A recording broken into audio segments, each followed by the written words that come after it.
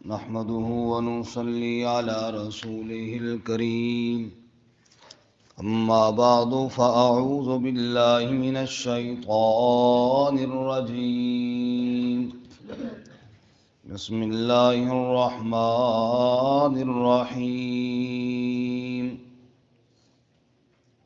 يا بني إنها إن تك مثقال حبة من خردل فتكن في صخرة أو في السماوات أو في الأرض يأت بها الله إن الله لطيف خبير يا بني أقم الصلاة وأمر بالمعروف وانه عن المنكر واصبر على ما أصابك إن ذلك من عزم الأمور ولا تصعر خدك للناس ولا تمش في الأرض مرحا إن الله لا يحب كل مختال فخور واقصد في مشيك واغضض من صوتك إن أنكر الأصوات لصوت الحمير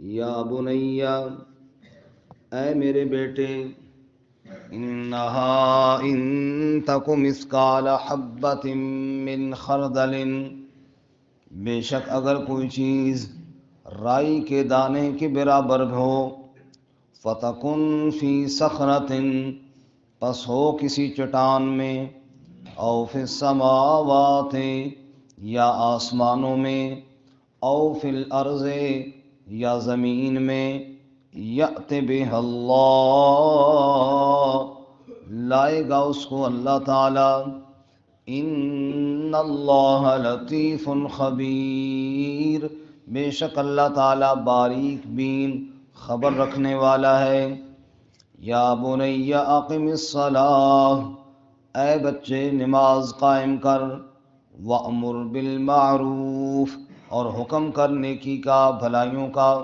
وانہا عن المنکر اور منع کر برائیوں سے واصبر علی ما اصابک اور صبر کر اس پر جو تجھے تکلیف پہنچے ان ذالک من عزم الامور بے شک یہ ہمت والے کاموں میں سے ہے ولا تصعر خدک للناس اور مت پھیلا اپنے رخسار لوگوں کے لیے ولا تمش فی الارض مرحا اور مت چل زمین میں اکڑ کر ان اللہ لا يحب كل مختال فخور بے شک اللہ تعالی محبت نہیں فرماتا ہر تکبر کرنے والے فخر کرنے والے سے وقصد فی مشیک اور میانہ روی اختیار کر اپنی چال میں وغضض من صوتک اور کم رکھ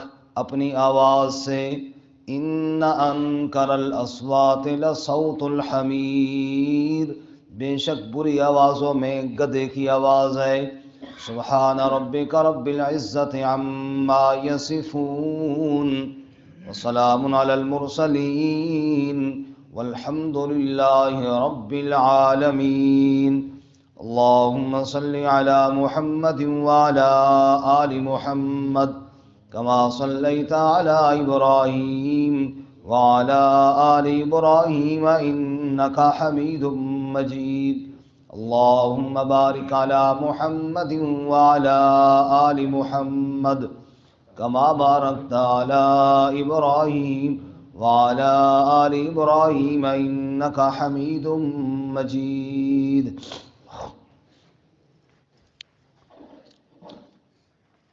معزز سامعین سورہ لقمان کا دوسرا رکوع آیت نمبر 16 سے لے کر 19 تک تلاوت کی ہیں۔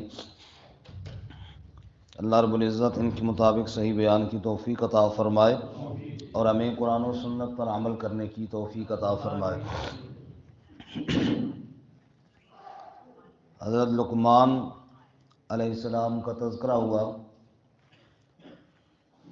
انہوں نے اپنے بیٹے سے ارشاد فرمایا کہ اللہ کے ساتھ کسی کو شریک نہ بنانا، کیونکہ شرک بڑا ظلم ہے۔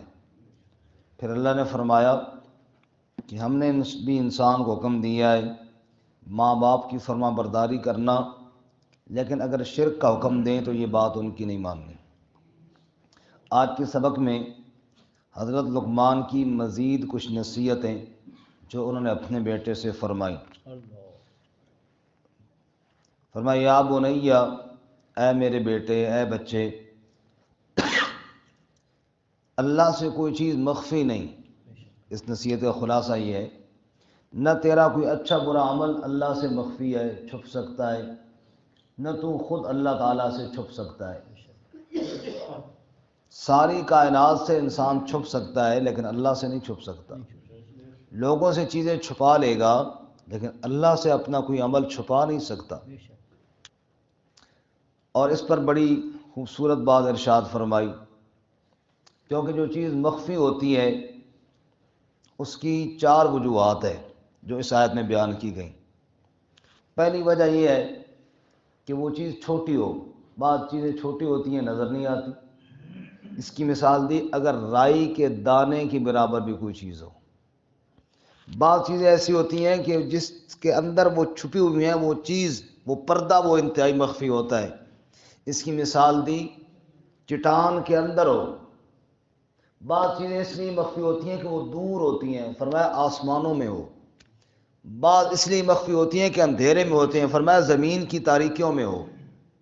یعنی چھوٹی سے چھوٹی ہو اور انتہائی گہرے پردے میں ہو، دور سے دور ہو، اندھیرے سے اندھیرے میں پڑی ہوئی ہو۔ ساری کائنات سے تو چھپ سکتی ہے لیکن رب سے نہیں چھپ سکتی۔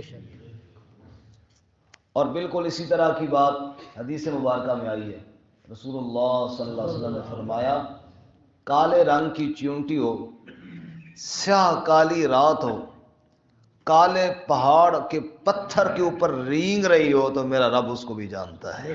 سبحان اللہ۔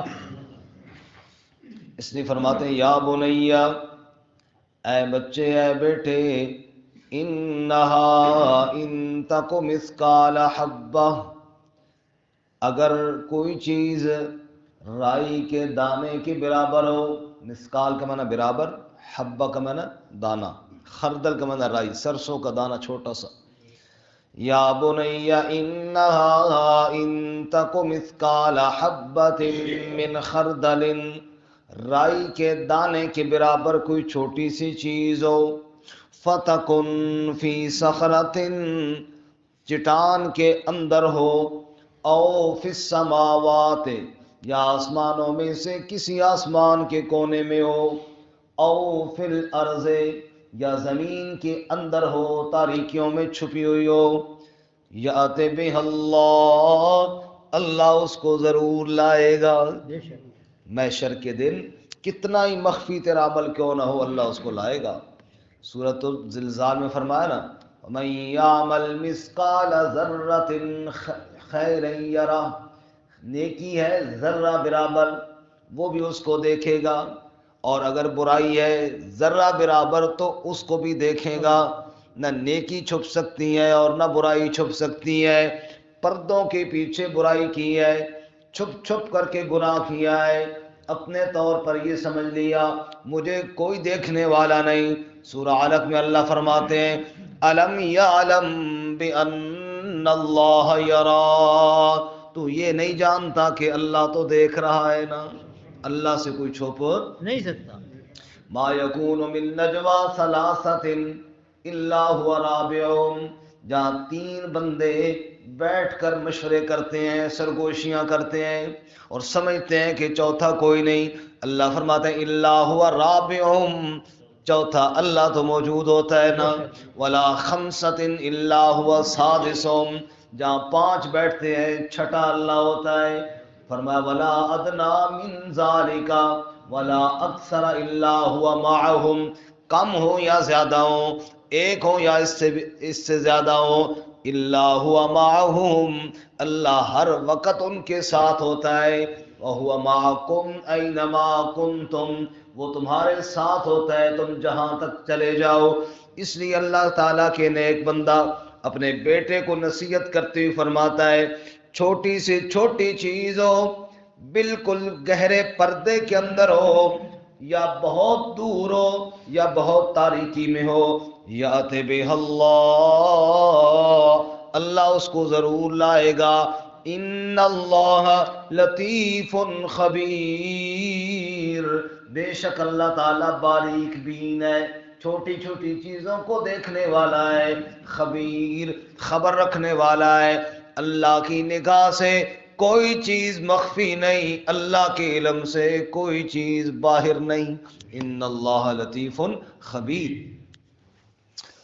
علماء فرماتے ہیں اگر کوئی چیز کسی کی گم ہو جائے اور مل نہ رہی ہو تو اس آیت کا ورد کرے اور سمجھ کر کرے کہ ذرہ برابر بھی کوئی چیز ہو، جہاں کہیں بھی اللہ اس کو لے آئے گا تو انشاءاللہ وہ مل جائے گی۔ کثرت سے اس آیت کا وظیفہ کیا جائے۔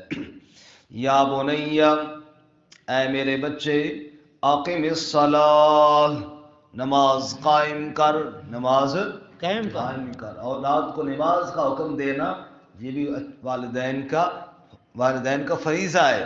رسول اللہ صلی اللہ علیہ وسلم نے فرمایا مروا اولادکم بالصلاۃ، اپنی اولاد کو نماز کا حکم دو، کب؟ وہم ابناء 7 سنین، جب وہ 7 سال کے ہو جائیں، وَاضْرِبُوهُمْ عَلَيْهَا، اور مارو ان کو جب وہ 10 سال کے ہو جائیں، یعنی نماز پابندی کے ساتھ ان سے پڑھواؤ، یہ والدین کی ذمہ داری ہے۔ یا بنی اقم الصلاۃ، اے بچے نماز قائم کر۔ بیٹا سکول نہ جائے تو احساس ہوتا ہے ماں باپ کو، میرے سمیت سب کی یہی حالت ہے، اور بیٹا نماز کے لیے نہ جائے تو چلو جی خیر بعد میں پڑھ لے گا، یا چلو کل پڑھ لے، آئندہ نہ کرنا بھائی۔ اب آپ اندازہ کریں کہ اللہ تعالیٰ کے حکم کی وجہ سے مجھے کتنا غصہ آیا، اور جو سکول اس سے جانا تھا، جو میں نے ڈیوٹی لگائی، اس کے نہ کرنے پر مجھے کتنا غصہ آیا۔ یہ فرق ہر بندہ میرے سمیت اپنے گریبان میں جھانکے۔ یا بنی اقم الصلاۃ، اے بچے نماز قائم کر، وَأْمُرْ بِالْمَعْرُوفِ وَانْهَ عَنِ الْمُنْكَرِ، اور نیکی کا حکم کر، برائی سے منع فرما، نیکی کو پھیلا، برائی کو منع کر۔ اللہ ہماری اولادوں کو بھی ایسا بنائے، آمین، نیکی کو پھیلانے والے ہوں، برائیوں سے منع کرنے والے ہوں۔ اللہ وَاصْبِرْ عَلَىٰ مَا أَصَابَكَ، اور صبر کر اس پر جو تجھے دکھ اور تکلیف پہنچے۔ معلوم ہوا امر بالمعروف اور نہی عن المنکر جب بندہ شروع کرتا ہے کچھ نہ کچھ دکھ ضرور ہی آتا ہے، اس لیے ساتھ ہی صبر کا حکم بھی دیا۔ ظاہر بات ہے آپ کسی کو برائی سے منع کریں گے، بھئی یہ کام نہ کر، وہ بندہ کر رہا ہے، تو اس کے مزاج کے خلاف آپ جب کہیں گے تو ظاہر بات ہے اس کو غصہ آئے گا، اس غصے میں وہ کچھ آپ کو برا بھلا بھی کہہ سکتا ہے، لڑائی جھگڑا بھی کر سکتا ہے۔ اس لیے وَاصْبِرْ عَلَىٰ مَا أَصَابَكَ، پھر دکھ پر صبر کرنا ہے، تکلیف اگر آ جائے برداشت کرنی ہے۔ ان ذالک من عزم الامور، بے شک یہ ہمت والے کاموں میں سے ہے۔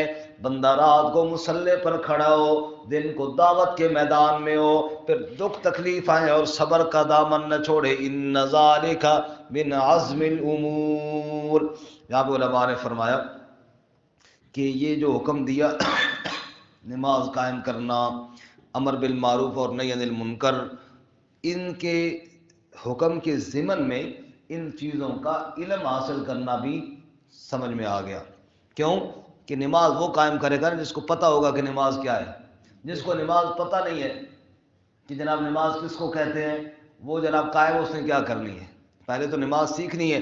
زندگی گزر گئی ہے اور نماز کے الفاظ درست نہیں ہوئے، الفاظ اگر درست ہیں تو ترجمہ معنی تو پتہ ہی نہیں ہے، حالانکہ نمازی رب سے گفتگو کرتا ہے، نمازی رب سے گفتگو کرتا ہے، اور گفتگو کرتے ہوئے بندے کو پتہ ہی نہیں میں کیا کہہ رہا ہوں، بلکہ گفتگو کیا رہا، حدیث پاک میں تو آتا ہے نمازی رب سے سرگوشیاں کرتا ہے، یناجی ربہ، اپنے رب سے سرگوشی کرتا ہے۔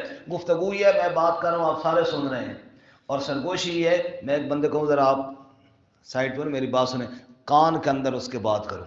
اب جس کے کان میں بات کی جائے وہ کتنی اہم ہوتی ہے.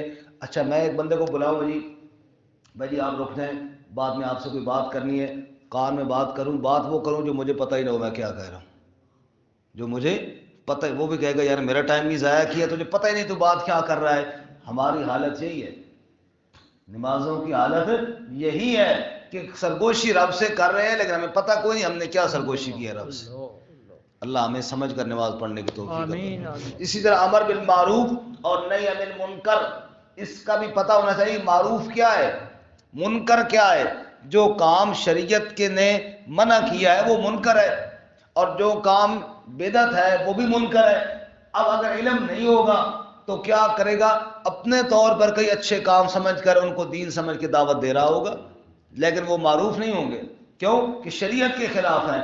جب تک شریعت کے احکامات کا علم نہ ہو کیسے ہو معروف کو پہچانتا نہیں ہے اور منکر کو پہچانتا نہیں ہے. اس لیے فرمایا اس کے ضمن میں یہ چیزیں بھی داخل ہیں، شاید کہیں ایسے نہ ہو جائے کہ ایک کام شریعت کے خلاف ہے اور اس کی طرف بلا رہے، جیسے خصوصاً بدعات اور رسومات. اللہ ہم سب کی حفاظت فرمائے. آمین.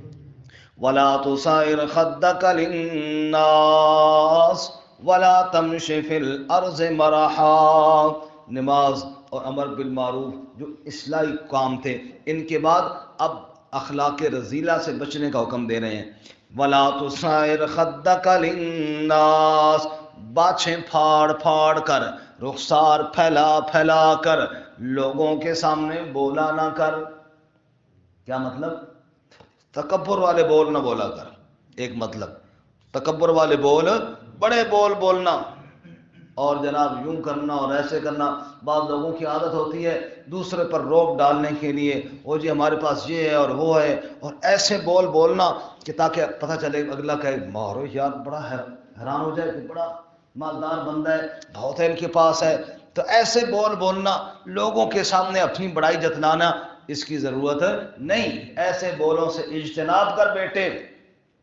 اور وَلَا تُصَعِّرْ خَدَّكَ لِلنَّاسِ، فضول باتیں کرنا اس سے اجتناب کر. وَلَا تَمْشِ فِي الْأَرْضِ مَرَحًا، اور زمین پہ اکڑ کر نہ چل، تکبر کے ساتھ نہ چل. دوسری جگہ اللہ فرماتے ہیں اِنَّكَ لَن تَخْرِقَ الْأَرْضَ وَلَن تَبْلُغَ الْجِبَالَ طُولًا. پاؤں کی ٹھوکر مار مار کے چلتا ہے اور تو زمین کو نہیں پھاڑ سکتا، اور تو سینہ تان کے چلتا ہے تو پہاڑوں کی بلندیوں کو بھی نہیں پہنچ سکتا.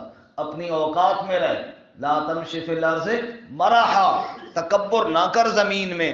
ایک آدمی نے کسی سے کہا اور تو مجھے جانتا نہیں میں کون ہوں، جو کہتے ہیں نا میں نے چھاڑنا نہیں میں کون ہوں، تو مجھے نہیں جانتا میں کون ہوں. انہوں نے کہا میں جانتا ہوں نا، تو نطفے سے بنا ہے اور خاک ہو جائے گا، اور کیا ہوں، بنا نطفے سے ہے اور خاک ہو جائے گا، اور تو کون ہے، یہی تو ہے اور کیا ہے. لا تمشی فی الارض مرحا، زمین میں تکبر مت کر. اور اللہ تعالیٰ سورہ فرقان میں کیا فرماتے ہیں، وَعِبَادُ الرَّحْمَنِ الَّذِينَ يَمْشُونَ عَلَى الْأَرْضِ هَوْنًا. رحمان کے بندے وہ ہیں جو زمین پر عاجزی کی چال چلتے ہیں، تکبر کی چال نہیں چلتے.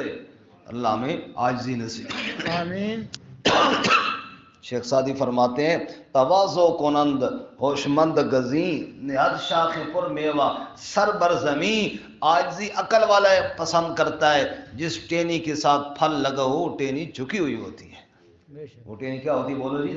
دیکھو جن کے ساتھ نیند آئی ہوئی ہے، پھل لگا ہوئے، سارے سر جھکی ہوئی ہے نہیں جھکی ہوئی، سمجھیں؟ جن آنکھوں کے اندر نیند آئی ہوئی ہے ماشاءاللہ، آپ دیکھ لیں سارے دائیں بائیں، وہ سارے جھکے ہوئی ہیں نا. جن میں نیند نہیں، پھل نہیں ہے، وہ اوپر بیٹھے ہوئی ہیں. کہو ذرا سبحان اللہ. تکبر نہیں کرتے جی ماشاءاللہ، بس درس میں بیٹھ کے سو جاتے ہیں. اتنی عاجزی بھی نہ ہو کہ جناب بندہ جناب سوئے ہوا ہو. نہاد شاخ پر میوہ سر بر زمین، جس شاخ کے ساتھ پھل لگا ہوتا ہے سر زمین کی طرف ہوتا ہے. دیکھ لو اب کس کس شاخ کے اوپر پھل لگا ہوا ہے. فرمایا جی وَلَا تُصَعِّرْ خَدَّكَ لِلنَّاسِ وَلَا تَمْشِ فِي الْأَرْضِ مَرَحًا. کئی شاخیں اب ہلنا شروع ہو گئی، پہلے کافی نیچے ہو گئی تھی. فرمایا زمین پہ اکڑ کر نہ چل، ان اللہ لا يحب كل مختال فخور، بے شک اللہ تعالیٰ تکبر کرنے والے، اترانے والے، فخر کرنے والے کو پسند نہیں فرماتا۔ اللہ تعالیٰ نے فرمایا، حدیث قدسی ہے، اللہ تعالیٰ فرماتے ہیں تکبر اور بڑائی یہ میری چادر ہے، یہ میری ازار ہے، جس نے میری چادر پہ ہاتھ ڈالا میں اللہ اس کو ضرور عذاب دوں گا۔ فرمایا لا يدخل الجنہ من کان فی قلبہ مثقال حبۃ من خردل من کبر، جس آدمی کے دل میں رائی کے دانے کے برابر بھی تکبر ہوا وہ جنت میں نہیں جا سکتا۔ جنت متکبرین کے لیے نہیں ہے، جنت عاجزی کرنے والوں کے لیے ہے۔ اور رسول اللہ صلی اللہ علیہ وآلہ وسلم نے ارشاد فرمایا تکبر کرنے والے کو محشر کے میدان میں چیونٹیوں کے برابر وجود دیا جائے گا، اور یہ رینگیں کہ محشر کے میدان میں اور لوگوں کے پاؤں کے نیچے آئے کہ کچلے جائیں گے، یہ تکبر کی سزا ہوگی۔ اللہ ہمیں تکبر سے محفوظ فرمائے۔ سأصرف عن آیاتی الذین یتکبرون فی الارض بغیر الحق، اللہ فرماتے ہیں میں اپنی آیات کا علم تکبر کرنے والوں سے دور کر دیتا ہوں۔ اور آخری بات وقصد فی مشیک، وقصد فی مشیک، اپنی چال میں میانہ روی اختیار میانہ روی کیا ہے جی؟ اس طرح بھی نہ ہو کہ جناب بالکل بندہ بیمار نظر آئے، سمجھ آئے، بندہ جا رہا ہو اگلا سمجھے کہ شاید مریض صاحب جا رہے ہیں، ایسے بھی نہ ہو۔ اور اس طرح بھی جناب آکڑ آکڑ گھوڑا کھول گیا کسی طرح، جناب آج میانہ روی اختیار کرو۔ فرمایا رسول اللہ صلی اللہ علیہ وسلم چڑھائی پر چڑھتے تو کیا کہتے؟ اللہ اکبر اللہ اکبر، اترائی پہ آتے سبحان اللہ سبحان اللہ۔ کتنی عاجزی، میانہ روی۔ وقصد فی مشیکا، اپنی چال میں میانہ روی اختیار کر۔ عمر رضی اللہ تعالیٰ عنہ نے ایک بندے کو دیکھا، بڑا جناب ہے صوفی بن کے آہستہ آہستہ جا رہا تھا، آپ نے تھوڑا سا درا مارا، بیمار ہو؟ انہوں نے کہا جی نہیں میں ٹھیک ہوں۔ اللہ کے بندے دشمن دیکھیں گے کہ مسلمان چل نہیں سکتے، کو پاؤں اٹھا کے چلو اگر ٹھیک ہوتا۔ وہ عاجزی کا مطلب یہ نہیں ہے کہ بندہ یوں ہو جائے کہ بالکل چلنے کے قابل دکھائی دے، لگے کوئی مریض ہے۔ اللہ کے بندے عاجزی دل کے اندر تھی، چال میں اکڑ نہ ہو، باقی پھرتی تو ہو، چستی تو ہو۔ فرمایا رسول اللہ صلی اللہ علیہ وسلم تیز تیز قدموں کے ساتھ چلا کرتے تھے۔ آپ صلی اللہ علیہ وسلم اس طرح نہیں کہ بالکل تیز تیز قدموں کے ساتھ چلتے تھے، پتہ چلتا تھا کہ تیز چل رہے ہیں۔ اور کبھی دشمن کو دکھانے کے لیے خوب تیز چلنے کا بھی حکم ہے۔ یہ جو ہم طواف کرنے جاتے ہیں کعبے کا، انشاءاللہ اللہ ہم سب کو پھر بار بار لے کے جائے گا، تو وہ جو رمل کرتے ہیں وہ رمل کیا ہے؟ رسول اللہ صلی اللہ علیہ وسلم جب مدینہ سے آئے، مکے والوں نے کہا یثرب کے بخار نے نبی پاک کے ساتھیوں کو بیمار کر دیا، چلنے کے قابل نہیں رہے۔ حضور نے فرمایا ذرا رمل کرو، دوڑو، پتہ چلے گی جناب ہم چلنے کا، ہم تو دوڑنے کے قابل بھی ہیں۔ تو کبھی کبھی دشمن کو دکھانے کے لیے اپنی قوت کو کے ساتھ چلنا یہ بھی سنت ہے۔ دیکھو عاجزی، بات پھر لمبی نہ ہو جائے، وقت بڑا مختصر ہوتا ہے سویرے سویرے۔ عاجزی اپنے بھائیوں کے سامنے، اپنے دوستوں کے سامنے کرنی ہے، دشمن کے سامنے عاجزی نہیں کرنی۔ دیکھو مرحب جب خیبر میں کہہ رہا تھا کہ سارا خیبر جانتا ہے کہ میں مرحب ہوں، میں کیا ہوں؟